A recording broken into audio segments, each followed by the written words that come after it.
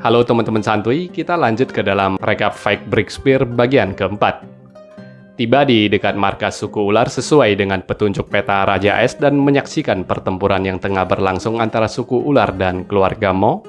Kedua orang ini mengira tangan yang merangkul mereka adalah tangan sahabatnya, namun ternyata itu adalah tangan dari seorang prajurit keluarga Mo.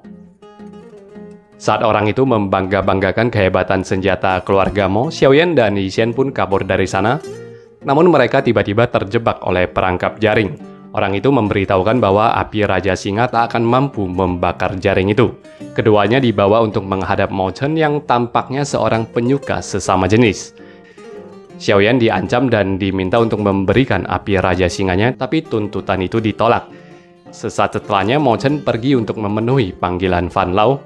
Rupanya keluarga Mo ini bekerja untuk Sekte Darah maupun Aula Jiwa. Mo Chen didesak untuk segera menghabisi suku ular, sementara Xiaoyan dan Yixin yang disandra di sana berhasil melumpuhkan penjaga di sana yang ternyata hanyalah makhluk boneka. Walau api Raja Singanya tak mampu membakar jaring, tapi api tulang esnya berhasil melelehkan rantai itu dan Xiaoyan pun membawa Yixin terbang kabur dari sana. Mereka pada akhirnya tiba di sebuah jalur rahasia suku ular berdasarkan peta Raja Es. Di sana Xiaoyan menyelinap ke kamar Ratu Medusa dan menemukan api inti bumi teratai hijau. Belum sempat dia mengambilnya, Xiaoyan mendengar ada yang datang dan segera bersembunyi. Orang yang datang itu adalah Medusa, ratu dari suku ular yang tengah mengamati api inti bumi teratai hijaunya. Sesaat setelahnya, Mo Basi, pimpinan suku ular, melaporkan pada ratunya tentang serangan dari keluarga Mo yang sudah mencapai jantung markas mereka. Medusa yang tertekan mendengarkan kabar itu mengutarakan niatnya untuk memasukkan api inti bumi teratai hijau ke dalam tubuhnya. Namun Mo Basi memperingati ratunya untuk tidak melakukan hal itu karena dia takut sang ratu tak akan sanggup menahan esensi api tersebut. Namun Medusa tetap nekat melakukannya setelah Mo Basi pergi. Dan seketika itu juga dia merasakan sakit yang teramat sangat. Xiaoyan yang dari tadi memergoki mereka keluar dari sana memperkenalkan namanya dan mengutarakan niatnya yang ingin mengambil api itu. Medusa yang tak kuat berubah menjadi seekor ular dan api itu pun langsung diambil oleh Xiaoyan. Sadar kalau markas suku ular ini akan hancur, Xiaoyan meminta Medusa untuk mempercayainya dan mengikutinya masuk ke dalam sebuah wadah bambu. Setelahnya dia pun segera memberitahukan Yao Chen dirinya yang sudah mengambil api teratai hijau dan Xiaoyan membawa Yixin terbang kabur dari sana. Sayangnya di tengah jalan Xiaoyan yang tak kuat lagi terjatuh ke dalam hutan dan dia mengusir agar Yixin segera pergi meninggalkannya. Tiba-tiba sebuah gelombang kejut pun mementalkan Yixin dan Xiaoyan masuk ke dalam dimensi cincin berendam di larutan obat yang telah disediakan Yao Chen. Di sana dia kembali menghadapi rasa sakit teramat sangat seperti yang pernah dialaminya saat melatih esensi api tulang es. Yao Chen hanya sedikit membantunya di sana sambil menggodanya untuk menyerah jika Xiaoyan tak sanggup menahan rasa sakit itu. Namun seperti yang kita ketahui, determinasi Xiaoyan sama sekali tidak pernah bisa diragukan dan dia akhirnya pun diberikan selamat oleh Yao Chen. Xiaoyan pun kembali ke dunia nyata mendapati Yixin yang tengah menangis di hadapannya. Kembali ke ibu kota, Xiaoyan menggunakan esensi api inti bumi teratai hijaunya untuk menyembuhkan Nalanjie. Usai itu, Nalanjie yang sudah 90% sembuh ini malah mencurigai identitas Xiaoyan yang menyembuhkannya ini sebagai orang dari Aula Jiwa. Nalanjie mengatakan dia lebih baik mati bila disembuhkan oleh orang dari Aula Jiwa, di mana hal ini membuat Xiaoyan merasa senang dengan integritas seorang panatua yang pernah dia benci. Xiaoyan meyakinkan dia ada di pihak yang sama dengan Nalanjie dan merupakan musuh bagi Aula Jiwa. Malamnya saat ingin beristirahat, Xiaoyan tiba-tiba merasakan kehadiran Fan Lao yang memperingatinya telah ikut campur dalam banyak hal. Mi Tengshan juga datang di saat itu memberitahukan Nalanjie yang kembali terkena racun parasit darah. Mi Tengshan mencurigai adanya orang dalam yang melakukan aksi peracunan itu karena semua makanan dan minuman Nalanjie disediakan oleh ketiga putra Nalanjie. Dia juga memberitahukan kini Nalanjie sudah tidak ingin disembuhkan dari parasit darah dan menolak siapapun untuk menemuinya. Sementara itu, Nalanjie mengangkat cucu kesayangannya Yanran untuk menjadi panatua generasi ke-19. Klan Nalan ini tidak mengenal posisi ketua dan posisi panatua sebenarnya adalah posisi pemimpin. Nalanjie menitipkan pesan bahwa ayah Yanran adalah seseorang yang lemah dan tidak bisa dia harapkan. Sedangkan dua putranya yang lain adalah orang jahat yang tidak boleh dipercayai. Sang kakek juga memberitahukan sebuah rahasia dari keluarga Nalan kepada cucunya. Ketiga putranya ini lalu dipanggil masuk dan Nalanche pun mengumumkan Yanran sebagai penerusnya. Ucapan sang kakek terbukti karena di saat itu pula putra kedua dan putra ketiganya, dua paman Yanran protes terhadap keputusan itu dan malah menunjukkan indikasi pemberontakan. Nalanche pun memanggil masuk 8 penjaga elitnya untuk diberikan di bawah komando cucunya. Setelah ketiga putranya diusir pergi, Nalanche yang rebahan meminta cucunya untuk menyanyikan sebuah lagu untuk menemani kepergiannya. Upacara kematian Nalanche pun digelar setelahnya. Saat itu dua orang paman Yanran berusaha untuk merebut posisi pemimpin klan dari Yanran. Beruntungnya saat itu kedatangan tamu dari istana kekaisaran. Dia adalah Yelan.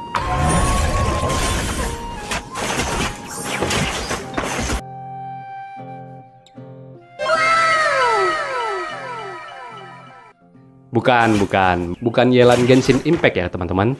Yelan di sini adalah seorang putra mahkota dari kerajaan Chuyun. Setelah memberikan penghormatan, Yelan memberikan titah palsu sang kaisar yang menyatakan persetujuan dari kerajaan atas Yanran yang ditunjuk sebagai pemimpin klan Nalan berikutnya. Saat Yanran mengantar putra mahkota pergi, Yelan tampak sudah kenal lama dengannya dan mengatakan lain kali dia akan mencari waktu untuk mengunjunginya, dan Yanran sempat melihat titah kosong yang dibaca Yelan sebelumnya. Saat itu Xiaoyan juga pergi ke sana untuk memberikan penghormatan. Xiaoyan mengaku dia sempat membenci Nalanche, tapi dia juga respek terhadap sikap kepahlawanannya. Lepas itu acara pertandingan meracik obat yang diselenggarakan kerajaan Chuyun pun dimulai. Pertandingan itu diawasi langsung oleh 5 dewan juri, di mana Fama seorang penasehat kerajaan Chuyun yang menjadi ketua dari para dewan juri. Secara tak terduga, tiba-tiba datang seorang peserta tak diundang. Dia adalah Fan Ling yang mengaku dari klan Jiwa. Seketika para juri yang lainnya kaget dan ingin mengusir Fan Ling, tapi Fama menyatakan klan Jiwa berbeda dengan Aula Jiwa, dan Fan Ling pun diperkenankan untuk mengikuti kompetisi tersebut. Meskipun demikian, semua orang tampak memusuhi dan memandang tajam ke Fan Ling yang tetap percaya diri.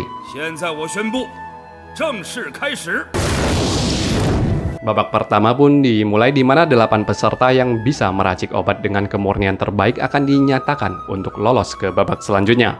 Orang-orang bisa melihat bagaimana uniknya Fan Ling yang meracik obat tanpa menggunakan kuali. Singkat cerita, Xiaoyan yang orangnya sangat pede sehingga terkesan suka pamer ini membuat obat dengan kemurnian tingkat 10.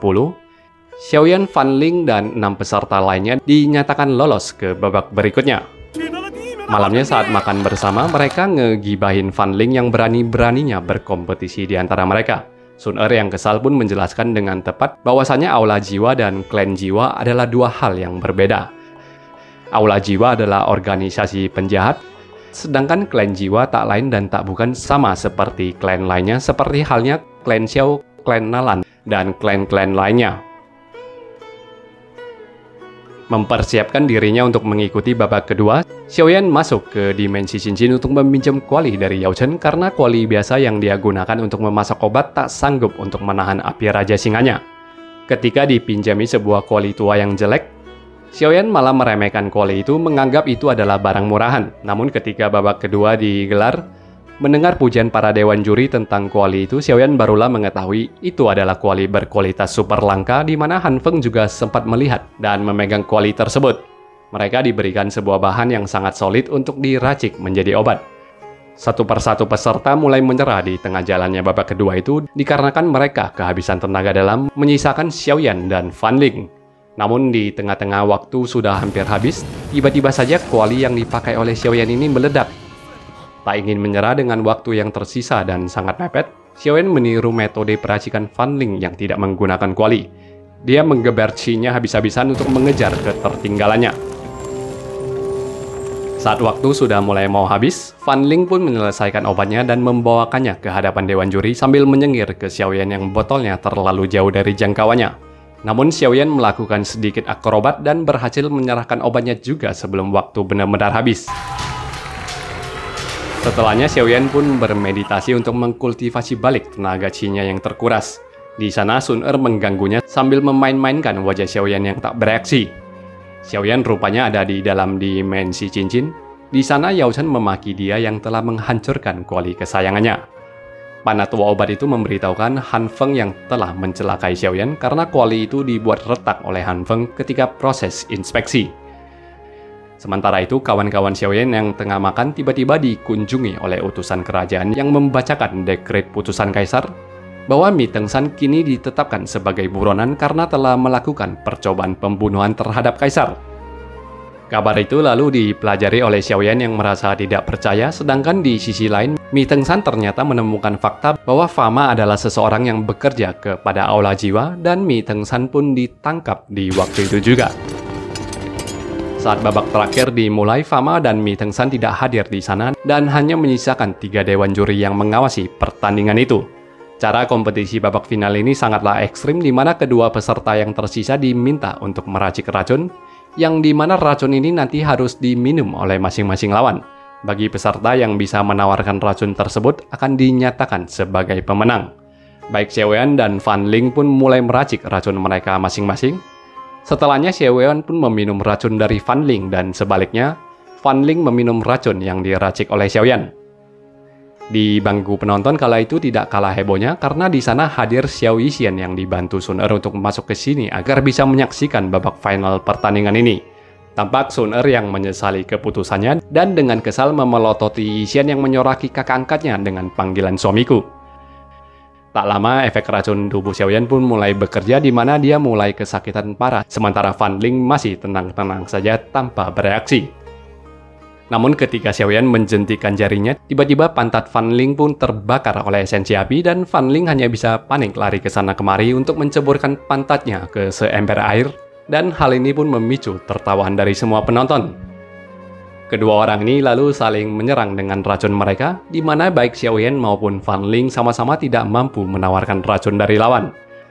Sama-sama tersiksa dan merasa mereka telah dikerjai oleh panitia pembuat aturan pertandingan yang sangat konyol ini, Xiaoyan dan Fan Ling setuju untuk menyerah saja. Sayangnya karena tidak percaya satu sama lainnya, ada keraguan yang muncul di saat mereka sudah berjanji untuk bersama-sama berteriak menyerah. Keduanya secara bersamaan menyetop pernyataan menyerah mereka, keduanya takut dikhianati satu sama lainnya. Bagaimanapun juga kedua orang yang sudah tak tahan ini akhirnya pun menemukan cara untuk bersama-sama mengangkat bendera putih. Otomatis kompetisi ini diakhiri dengan tidak adanya pemenang, tapi semua penonton bertepuk tangan atas hal tersebut. Xiaoyan dan Fan Ling pun akhirnya bertukar penawar, tapi racun dalam tubuh Xiaoyan tidak sepenuhnya ditawarkan ketika Yixin memeriksa nadinya. Fan Ling membuka rahasia peracikan racunnya yang harus diobati dengan meminum darah dari tubuhnya. Seketika Xiaoyan teringat dengan kejadian si hitam dan si putih yang meminum darah Fan Lao. Tentu saja Xiaoyan menjadi dilema antara mau meminum darahnya atau enggak. Beruntungnya teknik peracikan racun Fan Ling ini diketahui oleh Yixin yang juga mampu menawarkan racun Xiaoyan dengan menggunakan darahnya sendiri. Xiaoyan pun sembuh setelah meminum darah itu. Sementara Sun Er hanya bisa kesal dengan Yixin yang berlaku mesra terhadap kakak angkatnya. Usai acara itu, Sun Er secara tidak langsung mengungkapkan rasa insecure-nya terhadap Xiaoyan yang dikejar oleh banyak gadis seperti Yan Ran dan juga Xiao Yixin. Xiaoyan yang kurang peka ini malah bertanya siapa lelaki yang disukai oleh Sun Er. Sun Er menjawab dia yang suka terhadap seorang pahlawan tak tertandingi, namun Xiaoyan tak tahu kalau orang yang dimaksud adalah dirinya. Dia lalu ditemui oleh Yan Ran yang mengajaknya untuk bertemu dengan putra mahkota. Dalam pertemuan rahasia itu, Yelan memberitahukan semua orang yang ada di dalam kerajaan, termasuk ayahnya sang kaisar adalah boneka hidup yang dikendalikan oleh Aula Jiwa. Maka itu Mi Tengshan yang dituduh membunuh kaisar adalah berita yang tidak benar, dan dia yakin Mi Tengshan kini sudah ditangkap oleh orang Aula Jiwa. Yelan ingin Xiaoyan dan Yan Ran membantunya melakukan penyelidikan lebih lanjut. Melalui sebuah rute rahasia, Xiaoyan pun dibawa Yan Ran menyusup ke istana kerajaan untuk menyelidiki situasi yang ada di sana. Di sana mereka menyaksikan sendiri para kasim maupun semua pejabat istana itu sudah bagaikan boneka hidup yang dikendalikan. Apesnya pengintain mereka ini ketahuan dan langsung diserang habis-habisan.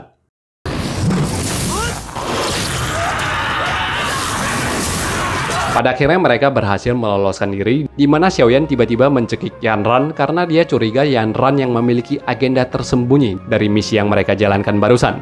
Yanran mengakui dia memang memiliki rencana lain yang terkait dengan rahasia kliennya yang diberitahukan oleh kakeknya sebelumnya. Tapi Yanran meyakinkan dia bukanlah bagian dari aula jiwa. Sementara itu di dalam istana, Mi Tengsan disandera dan dipaksa untuk mengabdi kepada Fama. Dalam momen itu, Fama memanggil Nalanjie untuk menghadapnya. Terlihat Nalanjie yang sudah bagaikan boneka hidup yang mengiyakan semua perkataan dari Fama. Mi Tengsan merasa tidak percaya melihat Nalanjie yang masih hidup karena sebelumnya dia menghadiri dan menyaksikan upacara pemakaman dari Nalanjie. Fama pun mengatakan dia membongkar kuburan Nalanjie dan mengubahnya menjadi boneka hidup yang mengabdi kepada aula jiwa. Mi Tengsan pun diberikan dua pilihan, mengabdi kepadanya secara sadar atau mengabdi kepadanya seperti mayat hidup Nalanjie. Gagal atas misi semalam, Xiaoyan kali ini meminta bantuan Sun Er dan Han Xian untuk membantunya menyelinap kembali ke dalam istana. Namun Yanran tiba-tiba muncul di sana dan meminta untuk ikut juga, di mana hal ini membuat Sun Er mengomel di sepanjang perjalanan. Melihat Sun Er dan Yanran yang akan segera bertengkar, Xiaoyan pun segera cari aman dengan berpura-pura batuk darah. Belakangan diketahui Sun Er kalau Xiaoyan pada malam sebelumnya sudah masuk ke istana berduaan dengan Yanran. Xiaoyan pun hanya bisa cengar-cengir sambil merayu kepada Yanran yang ngambek kepadanya.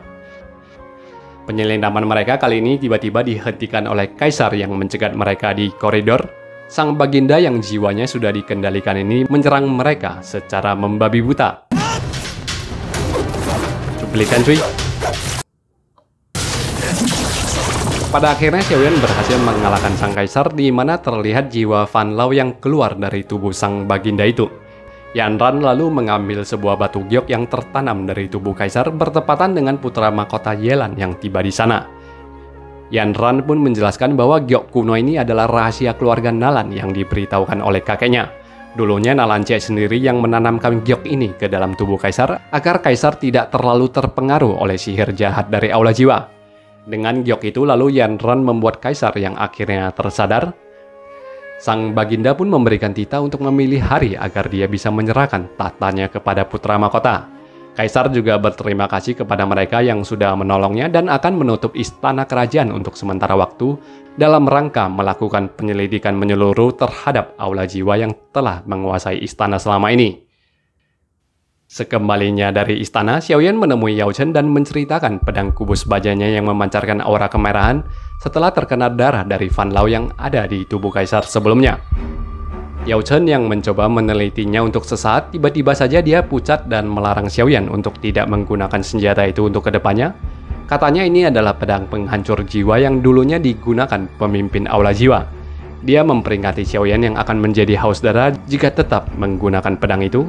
Tetapi himbauan itu tidak digubris oleh Xiaoyan. Sementara di kediaman keluarga Nalan, Yanran menyidang kedua pamannya. Dia melakukan penyelidikan dan memastikan kalau kedua pamannya ini bekerja untuk aula jiwa dan merekalah yang meracuni Nalanjie dengan parasit darah. Kedua pamannya yang panik ini pun diam-diam menyembunyikan sikap tangan mereka yang bersiap menyerang Yanran yang meneteskan air mata. Kemudian kedelapan pengawalnya dipanggil untuk mengepung kedua pamannya yang ditawarkan jalan pengampunan. Kedua pamannya ini dijanjikan akan diberikan pengampunan jika mereka mengakui dosa mereka di hadapan semua keluarga Nalan dan menghancurkan semua tenaga dalam mereka setelahnya. Akhirnya kedua pengkhianat yang telah mencelakai ayah mereka sendiri ini pun dibawa untuk mengakui dosa mereka. Sesaat setelahnya ayah Yanran kembali mengabarkan bahwa kedua paman Yanran itu telah mengakui dosa mereka. Dia menyarankan putrinya untuk tidak memusnahkan si kedua paman, melainkan kedua paman ini bersedia untuk diusir dan diasingkan dari klan ini. Namun Yanran memberitahukan dia telah memberikan perintah rahasia kepada 8 pengawalnya untuk membunuh kedua paman ini dan semua keluarga si paman setelah mereka mengakui dosa mereka. Sementara Yanran mengakui semua yang dia lakukan ini berdasarkan pesan dari sang kakek. Ayahnya tampak kecewa dengan yang dilakukan oleh putrinya. Dia menganggap putrinya ini terlalu menuruti semua perkataan mendiang ayahnya yang belum tentu benar. Esoknya Xiaoyan ditemui oleh 3 orang yang mengaku sebagai pedagang. Satu di antara mereka adalah Mo Basi. Jelas ketiga orang ini berasal dari suku ular, namun Xiaoyan mengira mereka hanyalah para pedagang biasa. Dia ditunjukkan 3 buah pusaka berharga, kristal ajaib yang bisa mencegah racun apapun, darah Kirin yang sangat langka yang disinyalir bisa menyembuhkan racun pada tubuh Yixin, dan juga sebuah bunga lili beracun. Xiaoyan sangat tertarik dan ingin membeli darah Kirin itu untuk menyembuhkan Yixin, tetapi ketiga pedagang itu malah memberikan hadiah itu secara cuma-cuma dan pergi begitu saja. Hal aneh tapi nyata ini Xiaoyan ceritakan kepada Sun Er sambil menunjukkan bunga lili beracun. Tiba-tiba dia merasa Medusa yang tinggal di dalam tabung bambunya ingin keluar. Saat dikeluarkan, Medusa dalam wujud ular kecilnya itu langsung menyantap bunga lili beracun itu. Lalu Xiaoyan pun menggombali sambil merayu agar si Medusa untuk kembali ke tabungnya. Sementara Sun Er hanya bisa merasa geli dengan gombalan kakak angkatnya itu. Pada akhirnya Yelan pun naik tahta menjadi kaisar dan Xiaoyan yang mau diberikan hadiah olehnya hanya meminta satu hal darinya. Xiaoyan meminta agar Yelan membersihkan nama Mi Tengshan dan mencari cara untuk menemukan Mi Tengshan yang sampai sekarang masih menghilang. Yelan yang tentunya setuju dengan permintaan itu lalu memanggil penasihat Fama untuk menghadapnya. Dia memuji reputasi dan kinerja Fama dalam melayani kerajaan selama ini, sebelum akhirnya menendangnya dengan memberikan sebuah dekret untuk membersihkan nama Mi Tengshan yang sebelumnya difitnah ingin membunuh ayahnya. Yelan meminta Fama yang pucat ini untuk menemukan Mi Tengshan yang menghilang. Lalu Yelan mengadakan sebuah acara yang menjamu semua siswa akademi dengan memperlihatkan sebuah lukisan yang dulunya dibuat oleh Dewa Petarung. Uniknya lukisan gunung ini setiap 60 tahun sekali bisa dimasuki, dan hari ini bertepatan dengan hari lukisan gunung itu terbuka. Maka itu semua murid diberikan kesempatan untuk masuk ke lukisan gunung ini untuk mengambil herbal dan obat-obatan yang berharga yang ada di dalamnya. Fama pun menjelaskan aturan penting kepada siswa, bahwa waktu mereka yang terbatas untuk memasuki lukisan ini. Pintu lukisan ini akan secara otomatis tertutup kembali dalam waktu 2 jam sejak pertama kalinya dimasuki. Maka itu jika dalam waktu 2 jam mereka tidak kembali, maka orang itu akan selamanya terjebak di dalam lukisan itu hingga 60 tahun ke depannya saat pintu lukisan ini terbuka kembali. Yelan juga memperingati agar mereka hanya memetik di bagian depan gunung saja dan menghindari bagian belakang gunung yang berbahaya.